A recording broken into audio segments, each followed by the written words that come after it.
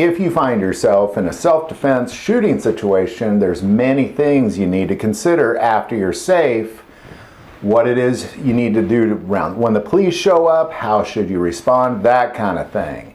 So we're going to go over the top 10 things you really need to focus on when responding to the police after a self-defense shooting situation. Now, I'm going to start by saying, number one, I am not an attorney. I make YouTube videos. I was a science teacher before that. So this is just based off of, definitely not of experience as well. And that's the second thing. I have not experienced this personally.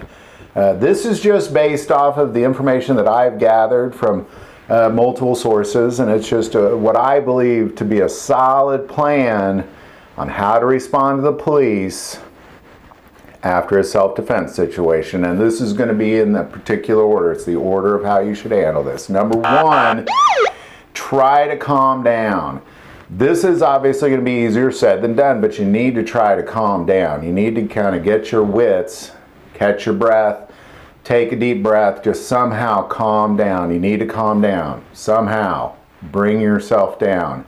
Number two, don't leave the scene. Do not leave the scene. Now, everybody, when they talk about responding to a self-defense shooting situation, is going to say never leave the scene.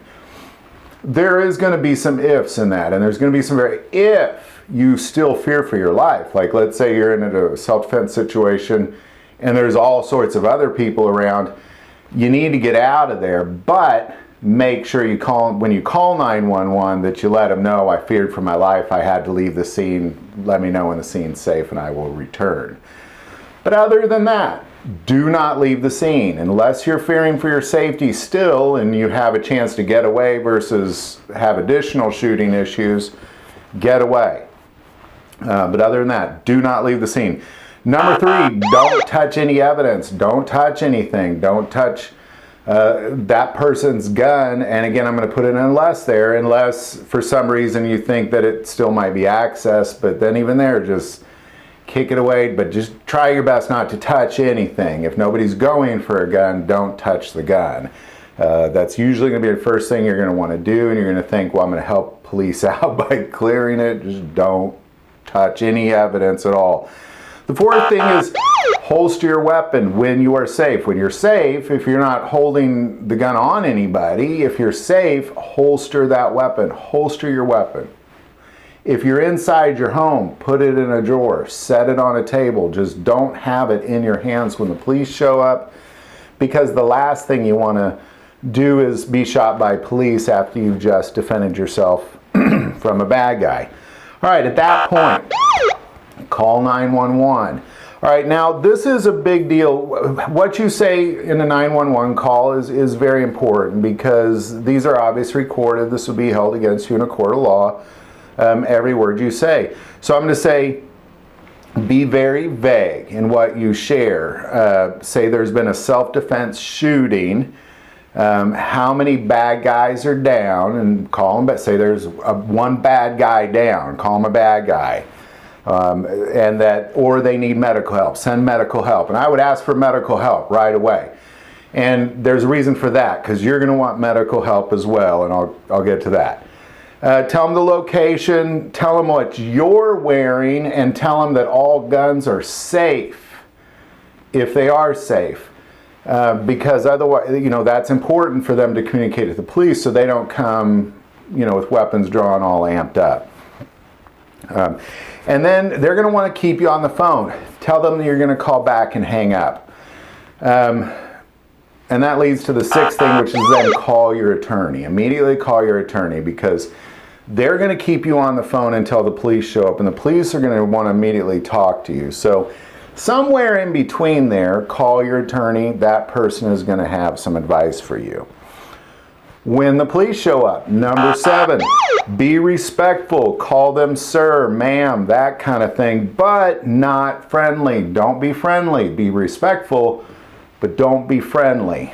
I always am very friendly to police officers everywhere I go, but in this situation, when there's essentially you're not on trial in that moment, but the things that you do will be held against you in a trial. So just be aware of that. You're not making any friends. You don't need to be friends with them in that moment. And don't fall for the good cop, bad cop thing. Don't let them continue to ask you questions, which leads to number 8.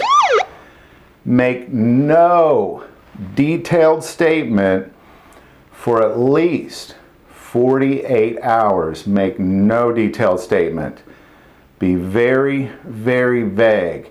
Say things like simple statements. He pulled a gun on me. I feared for my life and I defended myself.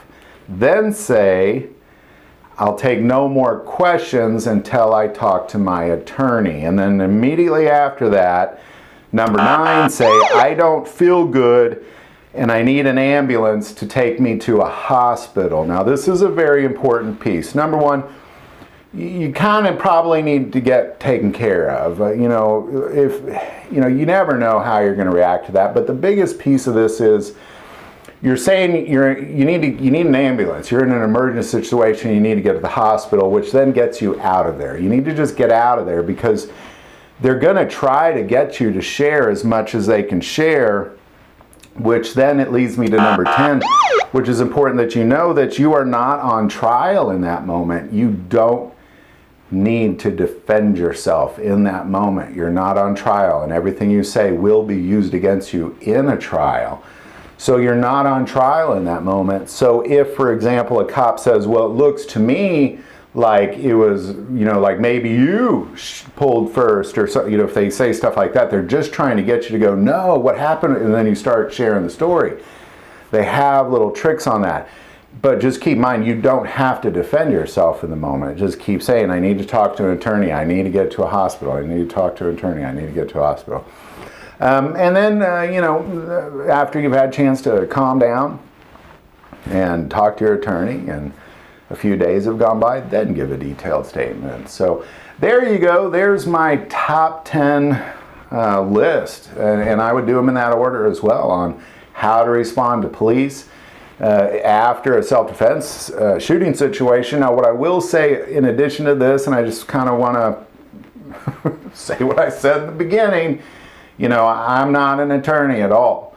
And in addition to that, I've never been in this situation at all. So, this is just the information that I have gathered from people who are experts and kind of put together more of what I believe to be a solid plan. So, love to hear any thoughts on any of that. I'm sure everybody's got more insight on this than I do. Put that below. If you like this video, click like and subscribe. Feel called to support this channel with the Patreon. That link is also below. But the most important part of this channel, we take prayer requests. So please don't ever hesitate to send that in. Thank you for watching this episode of God, Family, and Guns. And as always, love God, love your family, and love guns.